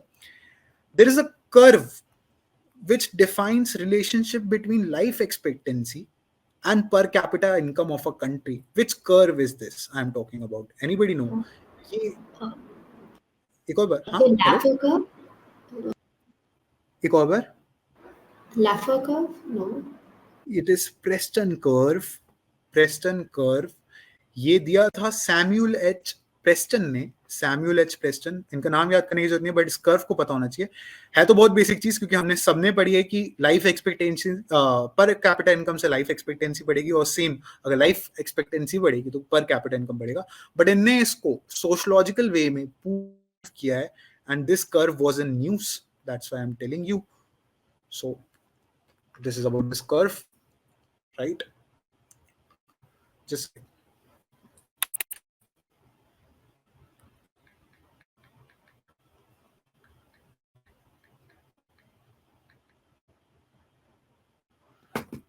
right, these were one-liners of the day, and I think so. आगे एक टॉपिक और करें क्या? किस सबका जोश कैसा है? पहले थोड़ा सा बात करते हैं. Hello. Okay, so we have 23 people with us, and I am very glad, right? कि 23 रह गए. This is very nice of you कि आप लोग रहे. And tell me, किसका preparation कैसा चल रहा है? If you want to talk about anything about GK and you want to share anything कि कहाँ you feel dejected, तो हम उसके बारे में थोड़ा सा बात करेंगे थोड़ी देर. Hello, anybody? You can get frank with me यार, ठीक है? चलो, come on. Yes, I had one question. Yeah. So, what exactly were your sources for GK? If you remember. You would not want me to ask about my sources because I covered NLTI, both the sources. I covered CLAT Express, CLAT Post, and I covered Drishti IS. I also used to look upon Vision IS. Then I used to do Manthan 1.0. Then there was this app GK LCAS I used to do. But you know, when I sat on that exam, then I won't talk about CLAT because CLAT में GK नहीं थी. And nobody should take GK lightly. ठीक है, just because of the fact कि CLAT में GK नहीं थी तो इस साल नहीं होगी, क्योंकि आपको 2023, 2022, 2021 भी एक दिमाग में फैक्टर रखना चाहिए. मैंने आपको अपने सोर्सेज बता दिए, एंड प्रोबेबली वन और two more sources, CLAT post, ये सब थे मेरे में. ठीक है, and there is 12 minutes to CLAT companion, very good, I would recommend आप यूज करें उससे. And basically many topics, almost you could say every compendium, every source had overlapping of content between them. Then also I used to read everything. But मैं आपको FOMO ना हो, आपको कुछ ना हो, मैं इसके लिए बताना चाहता हूँ, जब एलिट देखा ना, जो मुझे आता था या तो वो सबको आता था. ऐसा कुछ नहीं था कि मैंने एक एक्स्ट्रा सोर्स कवर, मैंने इतने सारे एक्स्ट्रा सोर्स कवर कर लिया, मैंने उनको 6 बार रिवाइज कर लिया, मुझे ज्यादा आता था. My friends, they were my friends. Siddhant was there. He covered 2 sources. Very nice. 3 sources. 2 sources understatement है. 3 sources तो उसके भी थे. ठीक है. और भी friends जिनके बहुत अच्छी रैंक आई है, they had less sources than me and still got equal marks or 1 or 2 marks more than me. तो sources कम करने से आपके marks नहीं घटने वाले, because अगर आती होगी कोई चीज मेन स्ट्रीम में रही होगी तो वो आपको आती होगी, बाकी में आपको गेस वर्क बहुत अच्छा करना पड़ेगा. And guess work, my mentor said to this thing to me कि guess work is basically your knowledge. जो आप बोलते हो ना, इतना सारा पढ़ा आना, इतना सा है, वो इतना सारा पढ़ा ही आपका गेस वर्क है. वो आपका कॉन्फिडेंस है उस डे पे. अब मैंने almost I talk to, you could say, after the exam एलिट हुआ था, उसके बाद इतने सारे टॉपर्स से बात करी जो बाद में टॉपर्स निकले, एलिट के और क्लैट के भी टॉपर्स निकले. तो सब यही बोल रहे थे कि ठीक है, आती नहीं थी चीज बट गेस कर ली, आती नहीं थी चीज, नोबडी हैड सेड कि ये पढ़ रखा था यहां से ये कर लिया. बात समझ रहे हो आप मेरी? Right. Thank you. Right. And on that day, if you will be loyal to yourself ना, अगर जीके करते वक्त अपने आप से 2 घंटे 3 घंटे रोज दे रहे हो जीके को ना, you will make it यार. You will make it to the topmost university just by staying loyal to yourself. And GK को रोड लर्निंग नहीं, जैसे आज करा ना, कनेक्शंस फाइंड करे ना चीजों में, वो फाइंड करना है. ठीक है, मेरा यहाँ पे सेशन में आने का ये मतलब नहीं है कि यार मैं तुम लोगों को इतने सारे टॉपिक्स करा दूंगा कि इसी में से आएगा, क्या पता आ जाए, क्योंकि आई एम टेकिंग मतलब I spended a lot many hours की इन टॉपिक्स को मैं निकालूं. बट अगर इसमें से नहीं भी आया ना, I want you to be this confident कि AIR 5 CLAT, I would take example, CLAT 2023 hardest GK ever. That gentleman said to me कि यार आता तो 7 मार्क्स का था, पर इतना पढ़ रखा था और इतना कर रखा था कि हर चीज गेस सही हुई. वही चाहिए मुझे, वो कॉन्फिडेंस चाहिए. ताकि आप दिवस का एग्जांपल लेना चाहूंगा, जो मेरा स्टडी पार्टनर था AIR 38, from last 3 consecutive marks just before CLAT he was scoring 7 marks, and then he came to me, मैंने बोला भाई देख कुछ भी होगा, इतना मॉक लगा रखे हैं, इतना कुछ कर रखा है, इतना एक्सपीरियंस है, जो मैं अभी आपको और भी चीजें बताऊंगा अगले सेशंस में कि कैसे एलिमिनेशन यूज करते हैं, कैसे पुरानी प्रीवियस ईयर पेपर्स को देख के मैं और पैटर्न ढूंढूंगा कि और कैसी चीजें आ सकती हैं। बट अपार्ट फ्रॉम दैट आपके अंदर वो कॉन्फिडेंस होगा, I want to make you sure. अभी हमें एक और टॉपिक करना चाहिए, आप लोग बताएं कि this is enough for today. Hello, विज्ञान एक और एक turn, can you repeat? Hello, yes, we can do one more topic. Yeah, we Yeah, can do we can another do one. one. Yeah, another topic. Great, this is the energy we want. So basically एक चीज है, हम organisations cover करेंगे ना। क्या है कि जो चीजें मेन स्ट्रीम में थी वो आपको पता है, मुझे पता है, सबको पता है। तो कभी कभी एग्जाम सेटर ना आउट ऑफ द ब्लू कोई भी बहुत इंपॉर्टेंट चीज है, वो हो सकता है एग्जाम सेटर को उसके बारे में इसलिए पता है क्योंकि उसका पर्सनल इंटरेस्ट था उस टॉपिक में या कुछ चीजें था, तो हम रैंडमली कभी कभी ऑर्गेनाइजेशंस भी कवर करेंगे। जैसे कि आज हम गूगल को कवर करने वाले हैं। When who founded Google? Anybody tell me? Founder of Sergey Brin and Larry Page. बहुत ही बढ़िया, Larry page and Sergey Brin. ठीक है, अब ये चीजें हम सबने पढ़ रखी है एनसीईआरटी की कंप्यूटर टेक्स्ट बुक में, बट फिर भी अगर ये सामने आ जाए आंखों के तो अच्छा लगता है। फर्स्ट सीईओ भी यही थे हमारे, लैरी पेज, एंड ये सीईओ भी थे। गूगल कब फाउंड हुई? एनीबॉडी? 1998. बहुत ही अच्छी बात है, अच्छी बात है, नाइस। 1998। कहां पर इसका हेडक्वार्टर है? आज हमने यहाँ पे डेथ वैली पढ़ी है, मुझे बताया। California. कैलिफोर्निया के लिए टर्म भी यूज करा जाता है, The Silicon Valley of silicon valley. Yes, ये गूगल प्लेक्स कैलिफोर्निया इस जगह को बोलते हैं, राइट। वर्ल्ड का 90% सर्चेस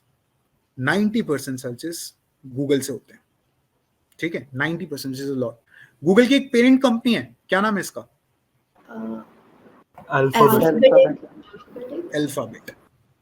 मैं ये टॉपिक इसलिए करा रहा हूँ ना क्योंकि लास्ट ईयर एलेट में इन लोगों ने, या और भी उससे पहले भी देखोगे तो अचानक से गेमिंग की कोई कंपनी का नाम ले लिया। तो आपको पता होना चाहिए Google is something which we use every day, and अगर आप में से भी किसी के अंदर इतनी क्यूरियोसिटी है तो ये सारी चीजें आपको सर्च करके रखनी चाहिए। एंड गूगल ने कुछ प्रोडक्ट्स लॉन्च करें आर्टिफिशियल से रिलेटेड, एआई से रिलेटेड। उन प्रोजेक्ट का नाम Jimny and Bard. एक और बार Jimny and Bard. आप बता सकते हो क्या चीजें ये? Jimny is the AI chatbot of Google, which was previously known as Bard. ओ हाँ, Bard, right. Bard was like, Bard से रिलेटेड हमारे जब हम करते थे जीके तब ऐसा हुआ था कि दे स्टार्टेड कन्वर्सेशन, राइट? यही था बार्ड? नहीं, कि it was Facebook's, right? Bard तो क्लैट में आ चुका है। बार्ड इसका चैट बॉक्स था, यही थे। एक बार कोई शोर करेगा? Hello, I think she meant Gemini, like the name is changed to Gemini, Gemini. Got it, thank you so much. Gemini, right. मुझे नहीं पता था इनके बारे में, मुझे इसके प्रोजेक्ट्स के बारे में पता है। एक गूगल ब्रेन करके है, एक डीप माइंड है। आप लोगों ने डीप फ्लो अगर पिछले साल के पेपर को एनालाइज करोगे, पिछले साल को, तो एक डीप माइंड ये है। और एक हेलो, हाँ, deep blue, right. Deep blue ने गैरी कैस्परोव को 1997 में हराया था। टेंसर फ्लो, दीज तीन, एक गूगल ब्रेन और ये तीन इसके एआई प्रोजेक्ट्स हैं। Just knowing their name is enough. क्या पता कहीं से कुछ भी हो जाए, पूछ लें। कभी कभी फैक्चुअल जीके में वाइज गेसिंग नहीं काम आती है, तो आपको याद करना पड़ेगा चीजों। आगे देखते हैं। गूगल की एक सेल्फ ड्राइविंग टेक्नोलॉजी लॉन्च हुई है, क्या नाम है उसका? Hello, autonomous driving technology,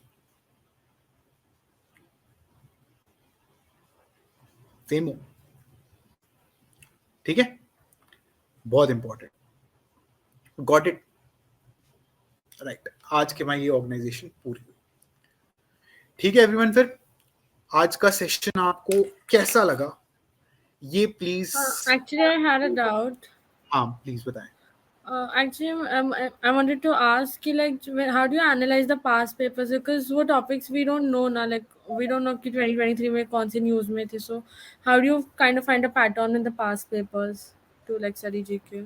Okay, so 2021 and 22 I pick up few questions मुझे दिमाग में एकदम अभी outright आ रहे हैं. तो one question was that when was first AFSPA in force in Manipur, right? तो मणिपुर इशू उस साल भी था, पिछले साल भी था, इस साल भी है, ठीक है. एंड आप अगर मणिपुर में पढ़ोगे तो मणिपुर में जो मिलिटेंट मूव था वो 1991 में शुरू हो गया था, मूवमेंट, मिलिटेंट मूवमेंट. तो मैंने वाइज गेसिंग कैसे करी कि मिलिटेंट मूवमेंट अगर 1991 में शुरू हुआ है तो हो सकता है, अगर तो ऑप्शंस में 1991 दे रखा है तो आई डू दैट, ठीक है. तो एक चीज ये होगी. और 2021 और 22 को अगर आप देखोगे, वाटर डे, स्कीम्स और बहुत मतलब बहुत ही ज्यादा अभी जैसे मैंने आज स्पर्श सेंटर बताया आपको, ऐसी इनिशिएटिव्स के नाम ले रखे हैं. कोई ड्रोन अगर इंडिया का लॉन्च है उसका देखा है. That is basic GK. अगर आप पूरे साल भर दृष्टि आईएएस भी कर रहे हो, ठीक है, which is I think one of the most lengthiest descriptive और सब्जेक्टिव जीके विच हैज. अगर आप दृष्टि आईएएस को बहुत अच्छे से कर रहे हो तो भी you are good to go, ठीक है. बट 2023 की paper GK random, right? There was this channel crazy GK tricks जिसने वो स्कैम के बारे में कवर कर रखा था. कोई मुझे याद लगेगा स्कैम का नाम क्या था? Sam Bankman. सैम्स, ये वाला. तो सिर्फ क्रेजी जीके ट्रिक्स करके एक चैनल था जिसने कवर कर रखा था फैक्चुअल वाइज. अदरवाइज एवरी जगह यहाँ पे मंथन में नहीं था, किसी क्लैट पोस्ट, किसी क्लैट एक्सप्रेस कहीं नहीं था, but only it was present in crazy GK tricks करके एक चैनल था. उसको भी आई वुड से कि आप मंथली उसकी देखें. मंथली उसकी एक MCQ वाली आती है, 1 घंटा लगेगा आपका. 1 घंटे की वीडियो है, आपके 3 घंटे लग सकते हैं, बट अगर आप देख लोगे तो अच्छा रहेगा. I would genuinely recommend that as a source कि आप उसको रखें अपने पास. एंड वो हिंदी में बोलते हैं ज्यादा, but I think that would not be a much problem.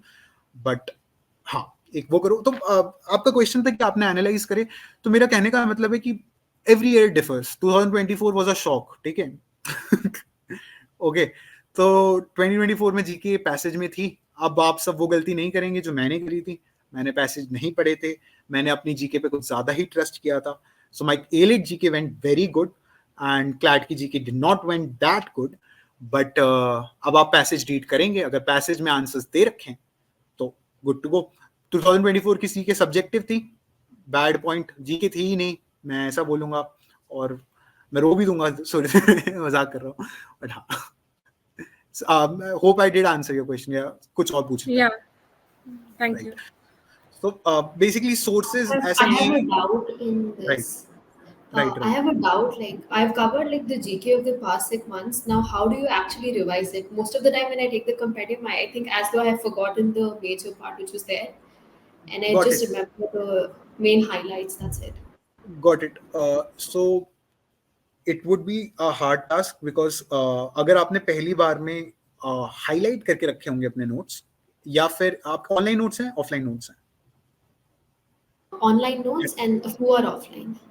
अच्छा, जो ऑनलाइन है अगर उसमें हाईलाइटेड है जो factual information, so basically I because 6 months आप कर रहे हो, you must have develop this technique कि सिर्फ आप बोल्ड लेटर्स के थ्रू अपनी आंख मूव कर रहे हो. You are moving your eyes through bold letters, and whenever you don't understand a bold letter कि यहाँ पे ये क्यों रखा हुआ है, you refer to the context. आप context refer करते हो and बस उतना ही second waste होता है. For example, मैं I used to cover 100 page of revision in just 27 minutes. ठीक है, 27 minutes में 100 page revision because I was looking at bold info. भैया ने मेरे शायद नोट शेयर भी करे थे, उसमें बोल्ड इन्फो लिखी थी. तो आप देख सकते हो कि आपको थोड़ा बहुत फर्स्ट टाइम बोल्ड इन्फो करना पड़ेगा, वो आपको करना पड़ेगा. चाहे वो कंपेंडियम्स है, कंपेंडियम्स में भी आप हाईलाइट करो, ठीक है, जो इंपॉर्टेंट इन्फो है. हो सकता है कई कंपेंडियम्स हाईलाइट करके देते हैं, बस उसको रीड करो, आपका दिमाग अंडरस्टैंड करेगा because you have already gone through these things. Hello? Yeah, okay, got it. तो और दूसरा, रिवीजन के लिए डिसिप्लिन चाहिए, ठीक है, बिकॉज इतनी मेहनत बेकार हो जाएगी अगर रिवीजन नहीं होगा. तो एक और चीज, अगर आप किसी मंथ का जीके कर रहे हो, एक बहुत ज्यादा इंपॉर्टेंट चीज है कि आप ज्यादा कवर करने से अच्छा पुराना पक्का रिवाइज करो, ठीक है. लास्ट मंथ की जीके में से उतना नहीं आता है, तो आपके पास लास्ट मंथ रिवीजन के लिए बहुत ज्यादा होगा. लास्ट 15 डेज से कुछ नहीं आता है, ठीक है, ज्यादा कुछ नहीं आता आपको, बस लास्ट 15 डेज में जो यूट्यूब पे चैनल्स होते हैं ना 1 घंटे के एमसीक्यू बताते हैं वो देखने हैं और कुछ नहीं देखना है, तो वहां पे भी आपको और अच्छा टाइम मिलेगा। और अगर 5 मंथ्स अभी हैं, बहुत समय है, मतलब ऐसा नहीं है बिल्कुल नहीं समय, अगर करते रहोगे रिवाइज तो सब कुछ हो भी जाएगा, ऐसा नथिंग इम्पॉसिबल। मतलब since you talk to me right now you will start revising, you will feel कि अच्छा ठीक है रिवीजन हो रहा है, तो हो जाएगा। Is it necessary to revise the dates and the articles of different acts and provisions? Articles which are burning issue, definitely. Acts which are very much in the news, बहुत ज़्यादा definitely. But कुछ ज़्यादा लोग कुछ ज़्यादा research कर देते हैं। फॉर एग्जाम्पल अगर किसी केस के बारे में पढ़ रहे हैं तो उससे रिलेटेड 10-15 केस, लता सिंह और पता नहीं कितने सारे केस लिखे होंगे, राइट? अगर they are talking about fundamental right तो उस हर केस को लिख देंगे, right to life, right to livelihood, right to health, हर केस का नाम लिख देंगे। सबको मत याद करो। अगर case was related to right to livelihood तो एक को याद करो, बाकी सबको बस रीड कर लो। And I am telling you, पता है क्या होता है, कई बार हम लोग मॉक देते हैं, हम लोग कोई आंसर टिक करके आगे बढ़ जाते हैं एंड हम सोचते हैं हमने गैस मारा है। It is our subconscious mind, it is our subconscious mind जिसको पता है कि ये इसने चीज रीड कर रखी है कहीं पर, इसलिए वो सही कर रहा है। It is not just a part of luck कि तुम्हें अचानक से आया सी, और मैं गट फीलिंग बोलता था, लोग मजाक उड़ाते थे, but it was actually you know because आपने उसको एक बार रीड कर लिया, दैट्स इनफ। अपने अंदर कॉन्फिडेंस रखना है कि आई एम, और जब भी जीके करनी है एक्टिवली करनी है, कॉफी पी के करनी है, कुछ भी करके करनी है। ऐसे नहीं करनी है कि आज जीके करनी है तो वो माइंड बहुत ज्यादा बंद रहेगा, 30% इन्फो रिटेन होगी, वो नहीं करना है। जब भी करना है बहुत इंटरेस्ट से करना है, रिवाइज करना है। आपके पास रिवीजन की कम से कम अब आप रिवाइज कर पा रहे हो, that is a very nice thing, क्योंकि कई लोग तो आप शुरू कर रहे हैं, वो भी दिक्कत है क्या। Okay, yeah, thanks a lot. Yeah, I have posted my doubt in the chat box. Question, ओ ये तो बहुत सारे क्वेश्चन। अच्छा लास्ट क्वेश्चन भैया, आई हैव 2 डाउट्स। वन, मैंने actually how you mutually covered, अच्छा ठीक है। तो what were your 9 sources? I already told CLAT Express, CLAT Post, Manthan 1.0, GK एलकासा, then NLTI, both the sources, NLTI gazette, NLTI की GK booster आप ले लेना, बिकॉज जीके बूस्टर में एनएलटीआई के पूरे साल भर के टॉपिक्स बहुत तेजी से आप उसको समझ सकते हो, वो हर जगह से होती है जी, हर सोर्सेस कवर्ड होते हैं, तो वो एक अच्छी चीज है। बाकी और कौन से सोर्स था मेरा, और कुछ भूल रहा हूँ मैं। जीके एलकासा आई ऑलरेडी टोल्ड यू, एलकासा, जीके एलकासा इज बेसिकली ऐप जो डेली न्यूज़पेपर में से निकालता है। बट अगर मेरे से बिलीव, अगर आप पूछोगे तो Manthan 1.0, 12 minutes to CLAT, good to go. और बाकी चीजें दृष्टि I am covering for you, मैं आपको ये आज दृष्टि से था, काफी कुछ आज दृष्टि से था, तो वो अगर आप नहीं भी करोगे तो I can take that charge for you guys कि मैं आपके लिए दृष्टि तो पक्का कवर कर रहा हूँ, at least from June onwards, right. और अच्छा हाँ, how do you mutually cover ये, अच्छा बेसिकली 4 लोग बैठो, एक का काम रखो कि वो डेट्स कहीं एक ईयर डॉक्यूमेंट बना दे, कोई भी ईयर आया, 1972 आया, वो उसके आगे कुछ लिख दे, ठीक है। दूसरे इंसान का एक का काम मेरे जैसा होगा, वो बैठेगा, वो टॉपिक को रीड करेगा, वो टॉपिक के बीच में कनेक्ट, जिसकी इमेजिनेशन पावर सबसे अच्छी है वो टॉपिक के चीजों को कवर करेगा बाकी टॉपिक से, और अगर किसी की मेमोरी अच्छी है तो वो पुराने इवेंट्स को रिकॉल करेगा, वो जवाब देगा। और फिर एक का काम है कि उसके दिमाग में कोई भी मतलब 4 लोगों मैं इमेजिन कर रहा हूँ, तो चौथा इंसान कोई भी रिलेटेड टॉपिक होगा उसके बारे में अचानक से फैक्ट्स बोलना शुरू कर देगा। तो ऐसा भी होता था कि अचानक से किसी ने हमारे में रैंडम किसी टॉपिक के बारे में फैक्ट बोला, वो अगले दिन मॉक में आ गया, तो हम तो एकदम खुश हो जाते थे, ठीक है। तो एक वो चीज है।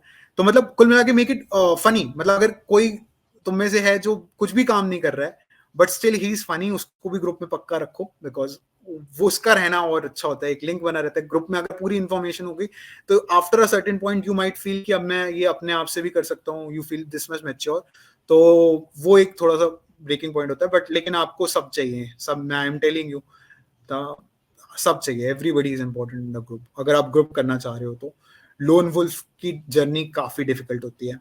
एक और लाइक माइंडेड पीपल साथ में आ जाए तो बहुत अच्छी बात है, अगर आप ग्रुप बना पाओ आपस में भी। अगर इस सेशन के बाद कुछ लोग कनेक्ट हो पाए जो एक दूसरे को बहुत अच्छा फाइंड आउट कर रहे थे सेशन में कि हाँ ये बहुत अच्छे से जवाब दे रहा था, तो आप लोग प्लीज कनेक्ट हो और क्या ऐसे ही पढ़े। समझ गया भाई? Hello. Bhaiya, I have a doubt. हाँ please. Bhaiya, like when I'll be reading GK, I can't concentrate on other sections like English or CR Right, or right, AR. right. How's your reading speed, if I may ask? Like okay, like I can Okay, everything. I can cover everything. okay. So I would In like to tell you, GK is the thing. For example, when you read newspaper or you cover GK from any other sources which are very long, you are doing everything all at once except critical reasoning and maths. You're covering every section. GK comprise of legal, ठीक है, GK comprise your English and GK comprise GK itself. तो अगर आप GK को बहुत ज्यादा time भी दे रहे हो, 3-4 घंटे रीड कर रहे हो, डोंट थिंक कि आप नहीं कर रहे हो बाकी सेक्शन पे ध्यान, क्योंकि इवेंचुअली यू विल फाइंड कि और rest of the section improve अगर आप जीके को बहुत ज्यादा रीड कर रहे हो. आपकी एक्लेक्टिक रीडिंग स्ट्रांग हो जाती है, ठीक है, आपके पास वर्ल्ड का बहुत अच्छा बेटर आइडिया हो जाता है. तो अगर पैसे रिलेटेड टू करंट इवेंट्स आ रहा है, आप उसमें अच्छा करोगे, ठीक है. तो नेवर थिंक कि मैंने आज जीके करी और कुछ और नहीं करा. ये गिल्ट को अपने आप को ओवर पावर नहीं करने दो, ठीक है. It's a very important section, holistic section. और क्रिटिकल रीजनिंग भी आपकी स्ट्रांग होगी ही होगी अगर आप वेरियस डायमेंशंस और कनेक्शन जीके के समझ पा रहे हो. तो एक तो ये चीज. दूसरी, are you going to school as well? no, like I'm at Gopal. Oh, then you have got enough time. I'm telling you, okay, there are people putting out 12, 13, 14 hours, okay, for this only examination. Okay, so agar if you're not going to school, you I'm just giving you a wake up call. You have time. Maybe you are not able to manage it properly. हो सकता है social media का साथ में चल रहा है कुछ, या कुछ भी चल रहा है. I am not judging you, but आप कर सकते हो. I have faith in you. आप पक्का कर सकते हो, ठीक है. एंड एक टॉपर्स माइंडसेट लेके चलो ना कि if anybody is going to go the extra mile then it is me, ठीक है. मतलब अगर कुछ दिन स्लीप सैक्रिफाइस हो रही है, कुछ दिन करके देखो, बाद में अपने आप सब मैनेज होगा टाइम पे. Bhaiya, and I wanted to ask you, like, what was your AIOM marks, like rank and all? Oh, I was full time. I was under AI 5, and I got smart watches from Ellie, and I used to score the highest in mocks. तो हाँ, mocks मैं बहुत अच्छी बता सकता हूँ. I even got 95 plus a lot many times. ठीक है, तो mocks में I used to perform very very nice, and but at the same time, I would also like to tell you about my group जिनकी CLAT में मेरे से बहुत अच्छी आई आ रही है, पर वो मॉक्स में बहुत अच्छा परफॉर्म नहीं करते थे. तो मतलब both the things are good for you. अगर आपके मॉक्स में नहीं भी आ रहा है अच्छा, तो भी ठीक है. आपके में अच्छा आ रहा है तो then it is also good for you. Mocks are not going to tell you what you are going to do on the D way, your mindset, ठीक है. मैं माइंडसेट के बारे में किसी और दिन बात करूंगा, बहुत अच्छे से बात करूंगा कि आपको एग्जाम के दौरान कैसे सोचना चाहिए कि आप उस दिन पैनिक ना करो, because this is a issue which many students will face that day. They may be lot more deserving, lot more earnest about their prep, but still they would panic. And why you don't have to panic, I will discuss this in a mindset session. But हाँ, कुल मिला के be earnest with your prep and panic नहीं करोगे, but आपको कुछ चीजें दिमाग में रखने के दौरान बोलूंगा मैं, and I'll tell you, right? Yes, Bhaiya, But thank हाँ, you. मॉक स्कोर के पीछे बिल्कुल रोना नहीं है, क्योंकि बहुत मतलब पूरे ग्रुप का हमारा कभी कभी 50 से नीचे भी स्कोर गया है, which was like devastating, but फिर भी they doesn't indicate anything, anything, yeah, कुछ नहीं है मतलब. लेकिन हाँ, AIOM में भी गंदी रैंक्स भी आई हैं, तो मैंने अच्छा वाला बताया, तो मुझे वो भी बताना चाहिए.